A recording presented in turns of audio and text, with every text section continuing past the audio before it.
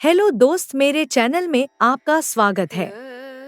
आज मैं आपको ओशो द्वारा लिखित सेक्स टू समाधि नामक पुस्तक के बारे में बताने जा रहा हूँ।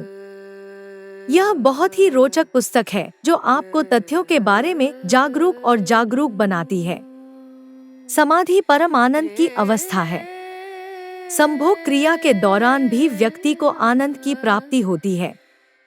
ओशो कहते हैं कि काम को तेजी से खत्म करने की बजाय उसे लंबा खींचने की जरूरत है।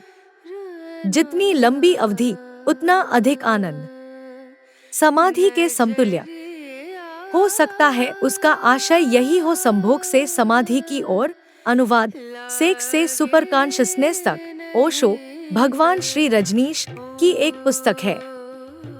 यह यौन ऊर्जा के आध्यात्मिक ऊर्जा में परिवर्तन का अन्वेषण करता है। पुस्तक के बारे में कुछ रोचक तथ्य और रहस्य इस प्रकार हैं।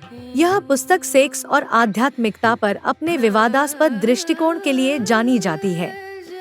ओशो ने तर्क दिया कि यौन ऊर्जा जब सही ढंग से उपयोग की जाती है, आध्यात्मिक ज्ञान की ओर ले जा सकती है।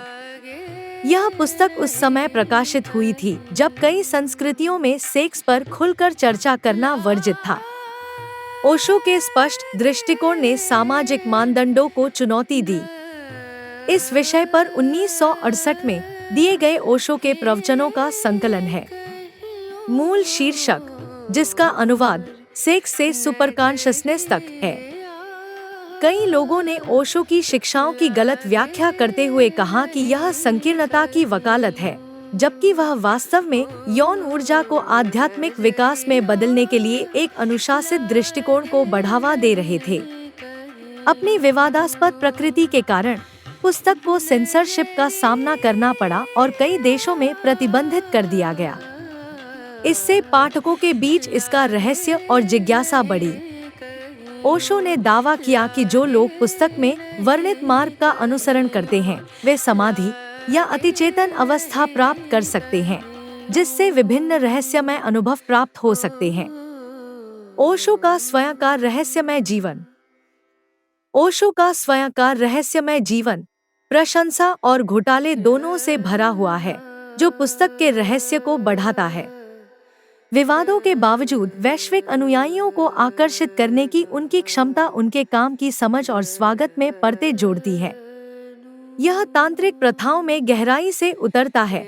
आध्यात्मिक उद्देश्यों के लिए यौन ऊर्जा का उपयोग कैसे करें, इस पर व्यावहारिक सलाह देता है, जो इसे रुचि रखने वालों के लिए एक व्यावहारिक मार्गदर्शक बनाता है। यह पुस्तक मन और शरीर के बीच संबंध पर जोर देती है, जीवन के लिए एक संतुलित दृष्टिकोण को बढ़ावा देती है, जहां भौतिक इच्छाएं और आध्यात्मिक इच्छाएं होती हैं। संभोग से समाधि की ओर सेक्स से सुपर कॉन्शसनेस तक ओशो का तर्क है कि यौन ऊर्जा जब जागरूक अभ्यास के माध्यम से समझी और परिवर्तित की जाती है, तो आध्यात्मिक ज्ञान समाधि की ओर ले जा सकती है। वह शारीरिक इच्छाओं को आध्यात्मिक विकास के साथ एकीकृत करने, सामाजिक